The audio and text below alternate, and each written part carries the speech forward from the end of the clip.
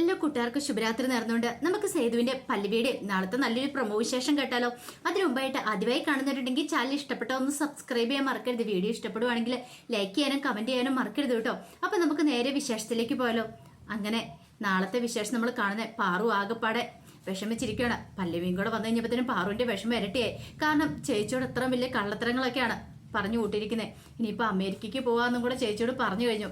നാളെ താൻ അതിലൊന്നും അല്ല പോകുന്നേ, താൻ വിഷയമായിട്ട് ഒന്നിക്കാനായിട്ട് പോവാം. അതെങ്ങനെ ചേച്ചിയോട് പറയും? ഒരു പക്ഷെ അത് അറിഞ്ഞിട്ടുണ്ടെങ്കിൽ പല്ലവിക്ക് സഹിക്കാൻ പറ്റില്ലെന്ന് അറിയാം. പല്ലവി അത് മുടക്കുകയും ചെയ്യും. അതുകൊണ്ട് പറയാൻ പറ്റില്ല. അങ്ങനെ പാറുവിന്റെ വിഷമം കണ്ടപ്പോൾ പല്ലവി അടുത്തേക്ക് വന്നു. പല്ലവി വന്നിട്ട് ചോദിച്ചു, എന്താ പാറു, നിന്റെ മുഖം എന്താ വല്ലായിരിക്കണം എന്നൊക്കെ ചോദിക്കുന്നുണ്ട്. പക്ഷെ പാറുവിന് തുറന്നു പറയാൻ പറ്റില്ലല്ലോ. പെട്ടെന്ന് പാറുവിന് ഒന്നുമില്ല എന്നൊക്കെ പറഞ്ഞ് ഒഴിഞ്ഞു മാറുകയാണ്. പല്ലവി പറഞ്ഞ്, എനിക്കറിയാം അമേരിക്കയ്ക്ക് പോകുന്നതുകൊണ്ടായിരിക്കും അല്ലേ അച്ഛനും അമ്മേനും എല്ലാവരും ഇട്ടറിഞ്ഞിട്ട് പോകുന്നതിന്റെ ഒരു വിഷമം കൊണ്ടായിരിക്കും. സാരമില്ല, എല്ലാം നല്ലതിന് വേണ്ടിയിട്ടല്ലേ എന്നൊക്കെ പറഞ്ഞ് ആശ്വസിപ്പിക്കുന്നൊക്കെയുണ്ട്. പക്ഷേങ്കില് പാറുവിന്റെ വിഷമം അതൊന്നും ആയിരുന്നില്ല. താൻ നാളെ വിശുദ്ധന്റെ കൂടെ പോകുന്നതെന്ന് ഇവർ അറിഞ്ഞു കഴിയുമ്പോൾ എന്തൊക്കെയായിരിക്കും സംഭവിക്കാൻ പോകുന്നത്. ഈ വീടൊരു യുദ്ധക്കളമായിട്ട് മാറും. കാരണം ഒരു മരണ വീട് പോലെ ആയിപ്പോ. അതൊക്കെ ഓർത്ത് കഴിഞ്ഞപ്പോൾ പാറുവിന് വല്ലാത്തൊരു വിഷമമൊക്കെ ആയിപ്പോയി. അപ്പോഴേക്കും ശോഭ അങ്ങോട്ടേക്ക് വന്നു. ശോഭ വന്നിട്ട് എന്താ പാറു, നിനക്കെന്താ വല്ല ബുദ്ധിമുട്ടുണ്ടോന്ന് ചോദിക്കും. ഒന്നുമില്ലാന്ന് പറയണ. ശോഭയ്ക്കും ഭയങ്കര വിഷമമായിപ്പോയി. ശോഭ പറഞ്ഞു, എന്ത് ചെയ്യാൻ പറ്റും, മക്കളൊക്കെ വളർന്ന് വലുതായി കഴിഞ്ഞിട്ടുണ്ടെങ്കിൽ അവർ ജോലി തേടിയും അല്ലാതെയൊക്കെ ആയിട്ട് കല്യാണം കഴിപ്പിച്ചു വിട്ടും പെൺമക്കളായി കഴിഞ്ഞിട്ടുണ്ടെങ്കിൽ ദൂരദേശത്തേക്കൊക്കെ പോകും. ഇന്നത്തെ കാലത്ത് ആൺ പെണ്ണ് വ്യത്യാസങ്ങളൊന്നുമില്ല. ദൂരദേശത്തേക്കായിരിക്കും എല്ലാവരും കൂടുതൽ പോകുന്ന ജോലിയുടെ ആവശ്യത്തിനൊക്കെ വേണ്ടിയിട്ട്. അച്ഛനമ്മമാരൊക്കെ ഇങ്ങനെ മക്കളെ പിരിഞ്ഞിരിക്കേണ്ടതായിട്ടൊക്കെ വരും. എന്ത് ചെയ്യാനാ, ജന്മം കൊടുത്തു പോയില്ലേ. അപ്പൊ നമ്മൾ ഈ വേർപിരിയലിന്റെ വേദന നമ്മൾ അനുഭവിച്ചാൽ മതിയാവുള്ളൂ പറയാം. അതുകൂടെ കേട്ട് കഴിഞ്ഞപ്പോഴത്തേനും പാറു പൊട്ടിക്കരയുവാണ്. അപ്പം മാഷിനും ഭയങ്കര വിഷമായി. മാഷ് പറഞ്ഞു, നീ എന്തിനാ പാറു ഇങ്ങനെ കരയണേ, സങ്കടപ്പെടണ്ട, നീ ഞങ്ങളെയും കൂടെ വിഷമിപ്പിക്കല്ലെന്ന് പറയണ. ഇത് കേട്ട പാറു പറഞ്ഞു, ഒന്നുമില്ല അച്ഛാന്ന് പറയണ. നിനക്ക് വേറെന്തെങ്കിലും മനസ്സിൽ വിഷമമുണ്ടോ, എന്തുണ്ടെങ്കിലും തുറന്ന് പറ എന്ന് പറയണ. ഇത് കേട്ടപ്പോൾ പാറു പറഞ്ഞു, അങ്ങനൊന്നും ഇല്ല അച്ഛാ, വേറെ കുഴപ്പമൊന്നും ഇല്ലാന്ന് പറയണം. ആ സമയം പല്ലവി പറഞ്ഞു, നീ ഇങ്ങോട്ട് വന്നേന്ന് പറഞ്ഞ് പാറുവിനെ അങ്ങോട്ട് വിളിച്ചോണ്ട് പോവാണ്. എന്താ പാറു നീ ഇങ്ങനെ, കണ്ടോ നീ കരഞ്ഞിട്ടുണ്ടെങ്കിൽ അച്ഛനും അമ്മയ്ക്ക് സങ്കടമാവില്ലേ, അവരുടെ വിഷമം നീ കണ്ടോ. നിന്നെ അങ്ങോട്ടേക്ക് പറഞ്ഞു വിടാൻ അവർക്ക് മനസ്സുണ്ടായിട്ടാണോ? പക്ഷേ എങ്കിൽ അവരുടെ അവസ്ഥ ഇതായിപ്പോയി. നീ ഇവിടെ നിന്നിട്ടുണ്ടെങ്കിൽ നിന്റെ ഭാവി പോകുന്ന അവർക്ക് പേടിയുണ്ട്. നിനക്ക് നല്ലൊരു ജീവിതം കിട്ടാൻ വേണ്ടല്ലേ നിന്നെ അങ്ങോട്ടേക്ക് പറഞ്ഞു വിടുന്നേ. തൽക്കാലത്തേക്ക് നീ വേറൊന്നും ഓർക്കണ്ട, ഈ കുടുംബത്തെ ഒന്നും ഓർക്കണ്ട, അതോർത്തൊന്നും നീ ടെൻഷൻ അടിക്കണ്ടെന്ന് പറയണേ. ഇല്ല ചേച്ചി, എനിക്ക് അങ്ങനെ ടെൻഷനൊന്നുമില്ല. പിന്നെ ഓരോന്നൊക്കെ ആലോചിച്ച് കഴിഞ്ഞപ്പോഴത്തേനും പെട്ടെന്നൊരു സങ്കടമായി പോയെന്ന് പറയാം. എനിക്കറിയാം എന്നെയൊക്കെ പിരിയുന്നതിന്റെ വേദന നിനക്കുണ്ടായിരിക്കില്ലേ. ഇത് കേട്ടപ്പോൾ പാറു പറഞ്ഞു, അതെ എനിക്ക് നല്ല വേദന ഉണ്ട്, എല്ലാം ശരിയാവും, നാളെ കൊണ്ട് എല്ലാം ശരിയാവും എന്ന് പറയണം. ഇത് പറഞ്ഞിട്ട് പാറു അങ്ങോട്ടേക്ക് പോവാണ്. പാറു പോയി കഴിഞ്ഞപ്പോഴത്തേനും മാഷ് ഒന്ന് പല്ലവിയോട് പറഞ്ഞു, മോൾക്ക് നല്ല വിഷമമുണ്ട്, അവൾക്ക് പോകാനായിട്ട് അധികം ഇഷ്ടമൊന്നുമില്ല, പിന്നെ ഞങ്ങൾ പറഞ്ഞുകൊണ്ട് മാത്രമാണെന്ന് പറയണം. അപ്പോഴേക്ക് ശോഭ കരഞ്ഞുകൊണ്ട് വന്നിട്ട് പറഞ്ഞു, ശരിയാ പാവ എൻ്റെ മോള്, അവനെ ഭയങ്കര ഇഷ്ടമായിരുന്നു. അവന്റെ സ്ഥാനത്ത് വേറെ ഏത് പയ്യനായിരുന്നെങ്കിലും കല്യാണം കഴിപ്പിച്ചു കൂട്ടാനും. പക്ഷെ അവന്റെ കൂടെ പോയിട്ടുണ്ടെങ്കിൽ അവളുടെ ജീവിതം തകർന്നു പോകും.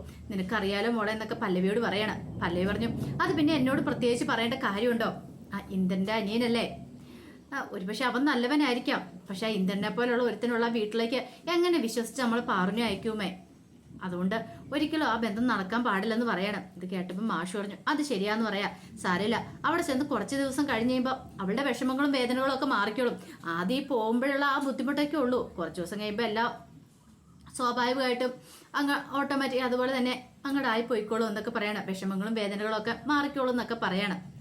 അങ്ങനെ മാഷിനെയും ശോഭയൊക്കെ പല്ലവി സമാധാനിപ്പിക്കുന്നുണ്ട്. അങ്ങനെ സമാധാനിപ്പിച്ചാലും പല്ലവിയുടെ ഉള്ളിൽ നല്ല വിഷമമൊക്കെ ഉണ്ടായിരുന്നു. ഈ സമയത്ത് സേതു പല്ലവിനെ കൊണ്ടുവിട്ടതിന് ശേഷം വീട്ടിൽ വന്ന് ഫുഡ് കഴിക്കാതിരിക്കുകയാണ്. അങ്ങനെ ഫുഡ് കഴിക്കുന്ന സമയത്ത് പൂർണ്ണിമ അങ്ങോട്ടേക്ക് വന്നു. പൂർണ്ണിമ വന്നിട്ട് സേതുവിന് ഫുഡൊക്കെ വിളമ്പി കൊടുത്തോണ്ടിരിക്കുകയാണ്. അപ്പോഴാണ് സ്വാതിയുടെ വരവ്. സ്വാതി ഇങ്ങനെ പൂർണ്ണിമേനെ സേതുവിനെ നോക്കി എന്നിട്ട് പറഞ്ഞു, അമ്മേ അല്ല പല്ലവി ചേച്ചി കുറച്ചു ദിവസം കഴിഞ്ഞിട്ട് ഇനി വരത്തുള്ളല്ലേ, ചിലപ്പോൾ ഇങ്ങോട്ട് വരത്തില്ലായിരിക്കും ഉടനെ ഒന്നും അല്ലേന്ന് ചോദിക്കുകയാണ്. അതെന്താ സ്വാതി നീ അങ്ങനെ പറഞ്ഞേ? അല്ല പല്ലവി ചേച്ചി ഇപ്പൊ എന്നെ വിളിച്ചിട്ടുണ്ടായിരുന്നു, ചിലപ്പോൾ ഉടനെ ഒന്നും വരത്തില്ലെന്നാ പറഞ്ഞെന്ന് പറയും. ഇത് കേട്ടപ്പോൾ സേതു ചാടി എഴുന്നേറ്റു. സത്യമാണോ നീ പറയണെന്ന് ചോദിക്കും. ഇത് കേട്ടപ്പോൾ സ്വാതിക്ക് ചിരി വന്നു. അതെ, അല്ല അപ്പൊ വലിയേട്ടനോട് പറഞ്ഞില്ലായിരുന്നു ചോദിക്കും. ഇല്ല എന്നോട് പറഞ്ഞില്ല എന്ന് പറയും. ഇത് കേട്ടപ്പോൾ പൂർണ്ണിമ പറഞ്ഞു, നീ ഒന്ന് പോ സ്വാതി, വെറുതെ അവനെ എന്തിനാ നീ പറ്റിക്കുന്നേ. പിന്നീട് സേതുവിനോട്, സേതു അവള് വെറുതെ എന്തെങ്കിലും പൊട്ടത്തരം പറയുന്നത് കേട്ടിട്ട് നീ അതൊക്കെ വിശ്വസിക്കേണ്ട കാര്യമുണ്ടോ. ഇത് കേട്ടപ്പോൾ സ്വാതി പറഞ്ഞു, കേട്ടില്ലേ എത്ര പെട്ടെന്ന് വലിയേട്ടന്റെ സ്വഭാവം മാറിയെന്ന്, മുഖമൊക്കെ മാറിയെന്ന് അമ്മ ശ്രദ്ധിച്ചോന്ന് ചോദിക്കും. ഇത് കേട്ടപ്പോൾ പൂർണ്ണിമ പറഞ്ഞു, അവള് വെറുതെ തമാശ പറഞ്ഞല്ലേ. പല്ലവി കണ്ടു പലവിട അനിയത്തി അമേരിക്കയ്ക്ക് പോയി കഴിഞ്ഞോണ്ട് ഇങ്ങോട്ടേക്ക് വരും. ആ കാര്യത്തിൽ നിനക്ക് ടെൻഷനൊന്നും വേണ്ടെന്ന് പറയാം. ഇനിയിപ്പോ ഡിവോഴ്സ് കഴിഞ്ഞോണ്ട് നിങ്ങളുടെ കല്യാണം. പിന്നെ എന്നും അവളിവിടെ കാണത്തില്ലേ?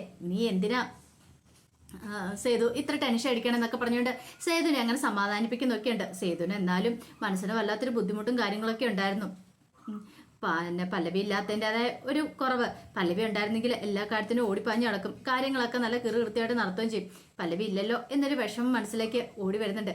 എന്നാലും അവൾ കയ്യെത്തും ദൂരത്തുണ്ട്. അവളെ പോയി ഇടയ്ക്ക് പോയി കാണാം, അല്ലെങ്കിൽ അവൾക്ക് ഇങ്ങോട്ടേക്ക് വരികയും ചെയ്യാം. അതൊക്കെ ഓർത്ത് കഴിഞ്ഞപ്പോഴത്തേനും സേതുവിനൊരു സമാധാനം ഉണ്ടായിരുന്നു. പിന്നീട് ഇന്ദ്രനും പ്രതാപനും കൂടെ കാണുവാണ്. അപ്പൊ കണ്ട് അവർ സംസാരിക്കണ സമയത്ത് ഇന്ദ്രൻ പറഞ്ഞു, എന്ത് ചെയ്യണമെന്ന് എനിക്കറിയത്തില്ല. എൻ്റെ അനിയൻ തന്നെ എനിക്കിട്ട് പാര വേണതേ, എത്രയും പെട്ടെന്ന് തന്നെ എനിക്ക് ഡിവോഴ്സ് കിട്ടും. അങ്ങനെ വന്നിട്ടുണ്ട് പിന്നെ എനിക്ക് പിടിച്ചെടുപ്പ് ഉണ്ടാവില്ലെന്ന് പറയണം. പ്രതാപൻ പറഞ്ഞു, എല്ലാത്തിനും കാരണം ആ സേതു പല്ലവിയ, അവരെ തകർക്കണമെന്ന് പറയാം. ഇന്ദ്രൻ പറഞ്ഞു, എങ്ങനെ തകർക്കാനാ? തകർക്കാൻ പറ്റാനായിട്ടുള്ള തകർക്കുന്ന ആയുധം വല്ലതെന്ന് കയ്യിലുണ്ടോന്ന് ചോദിക്കാം. എന്തായുധം? മനുഷ്യ ആകെപ്പാടെ അവിടെ നാണം കെട്ട് തൊലി ഉരിഞ്ഞിരിക്കുക. അല്ലെങ്കിൽ തന്നെ കണ്ടില്ലേ ഞാൻ എന്തൊക്കെ നാടകങ്ങൾ കളിച്ചു. നീ പറഞ്ഞിട്ടാണ് ഞാൻ ആ ഋതു എന്ന് പറയുന്നവളെ കൊണ്ടേ മുറിക്കകത്ത് കൂട്ടിയിട്ടെ. എന്നിട്ടോ അതുകൊണ്ട് വല്ല പ്രയോജനം ഉണ്ടായോ? ഒന്നുമില്ല. ഇപ്പൊ അവരുടെ കൺമുന്നിലേക്ക് പോലും ചെല്ലാൻ പറ്റാത്ത അവസ്ഥയായിപ്പോ എന്ന് പറയണം. ഇത് കേട്ടപ്പോ ഇന്ദ്രൻ പറഞ്ഞു, പ്രതാപ ഇങ്ങനെ ഒളിച്ചു മാളത്തിൽ കയറി ഇരിക്കേണ്ട കാര്യമില്ല, അവരുടെ മുന്നിലേക്ക് ചെല്ലണം. എന്തിനാ മാളത്തിൽ കയറിയിരിക്കുന്നേ? അവരുടെ മുന്നിൽ ചെന്ന ആണുങ്ങളെ പോലെ സംസാരിക്കണം എന്നൊക്കെ പറയണം. പ്രതാപൻ പറഞ്ഞു, അല്ല അത് പിന്നെ ഞാന് ഭയക്കേണ്ട കാര്യം എന്താ എന്നൊക്കെ പറയണം. പ്രതാപന് നന്നായിട്ട് അങ്ങോട്ട് മദ്യപിച്ചു കഴിഞ്ഞപ്പോഴത്തേനും ഇച്ചിരി ധൈര്യവും കാര്യങ്ങളൊക്കെ ആയി. അങ്ങനെയാണെങ്കിൽ ഞാൻ അങ്ങോട്ടേക്ക് ചെല്ലാല്ലേ? ഞാൻ ചെന്ന് 2 വർത്താനം പറയാം, എനിക്ക് സംസാരിക്കണം. ഇത്രയും കാലം ഞാൻ മാറി നിന്നു, പക്ഷെ ഇനി അതല്ല, എനിക്ക് അങ്ങോട്ടേക്ക് ചെല്ലണം. അവനോട് 2 വർത്താനം പറയണം. ആ സേതു എന്ന് പറയുന്നവനോട് കണ്ടോ, ഇന്ന് ഞാൻ അവനെയൊന്നും വെറുതെ വിടത്തില്ല, ഈ പ്രതാപൻ ആരാന്ന് കാണിച്ചു കൊടുക്കും എന്നൊക്കെ പറഞ്ഞുകൊണ്ട് പ്രതാപൻ എന്ത് ചെയ്യുവാണ്, പൊന്നുമടത്തിലേക്ക് പോകാൻ റെഡിയാവുകയാണ്. ഇന്ദ്രന് മനസ്സിലായി ഇവൻ ചെന്ന് അവിടെ ചെന്ന് പ്രശ്നം ഉണ്ടാക്കും. അങ്ങനെയാണെങ്കിൽ നല്ല കാര്യം എന്നൊക്കെ വിചാരിച്ചുകൊണ്ട് എന്ത് ചെയ്യുവാണ്, ഇന്ദ്രൻ അങ്ങോട്ടേക്ക് പോവാണ്. പിന്നീട് പ്രതാപം പൊന്നുമടത്തിലേക്ക് വരുവാണ്. പൊന്നുമടത്തിലേക്ക് വരുന്ന കാല് നിലത്തുറയ്ക്കുന്നുണ്ടായിരുന്നില്ല, ആടിയാടിയാ വരുന്നേ. അങ്ങനെ ആടി പൊന്നുമടത്തിലേക്ക് വന്നു കഴിഞ്ഞപ്പോഴത്തേന് പൂർണ്ണിമയാണ് പോയി കഥ തുറക്കുന്നത്.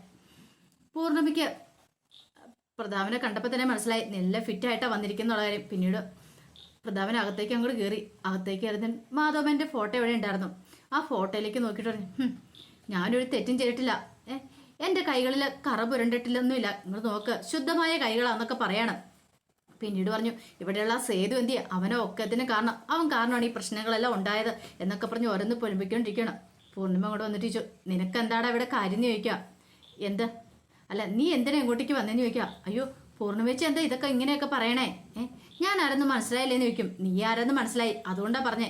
നിനക്ക് എന്താ ഇവിടെ കാര്യമെന്ന്? അയ്യോ അത് പിന്നെ ചേച്ചി, ഞാൻ കൂടുതൽ ചേച്ചിവിളിയൊന്നും വേണ്ട, പറയുന്ന കേട്ടോണം, ഈ സെക്കൻഡിൽ ഇവിടെ നിന്ന് ഇറങ്ങിക്കോണമെന്ന് പറയാം. അല്ല അത് പിന്നെ ചേച്ചി, ഞാൻ പറഞ്ഞ് തീരുമല്ല, അവന്റെ കാരണം തീർത്ത് അങ്ങോട്ട് പൊട്ടിച്ചു.